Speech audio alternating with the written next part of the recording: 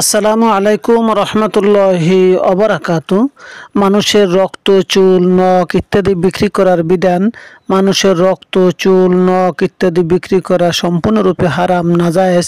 কেননা মানুষের প্রত্যেকটি অঙ্গকে আল্লাহ তাআলা মর্যাদা দিয়েছেন, তাই সমস্ত মানুষের কোনো অঙ্গ বিক্রিকে ফুকাহে কেরাম নাজায়েজ ঘোষণা করেছেন। আমাদের দেশে ব্যাপকভাবে মানুষের নখ, চুল, রক্ত ইত্যাদি বিক্রি হচ্ছে, যা সম্পূর্ণরূপে হারাম। তবে কঠিন বিপদের মুহূর্তে রক্ত পাওয়া না গেলে রক্ত কেনার অনুমতি আছে, কিন্তু বিক্রি সর্বাবস্থায় নাজায়েজ। আর স্বাধীন মানুষ বা তার কোনো অঙ্গ বিক্রি করা তো কঠিন গুনাহ।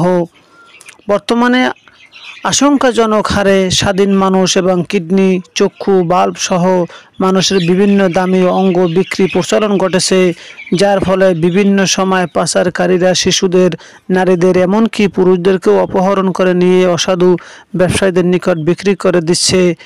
আর তারা তাদের বিশেষ দামি অঙ্গগুলো আলাদা করে বিক্রি করে দেয়।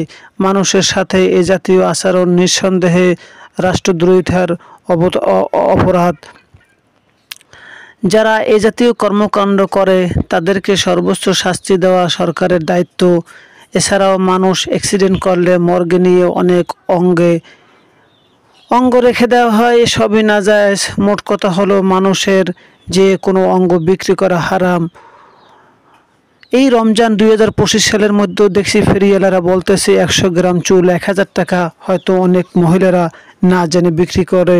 আল্লাহ তাআলা আমাদেরকে সঠিক বুঝ দান করুন।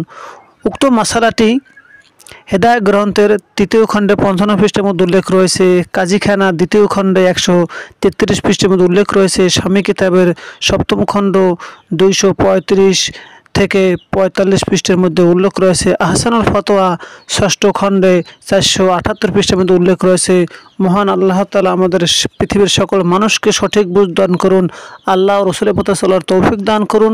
আমিন। আসসালামু আলাইকুম ওয়া রাহমাতুল্লাহি ওয়া বারাকাতুহু।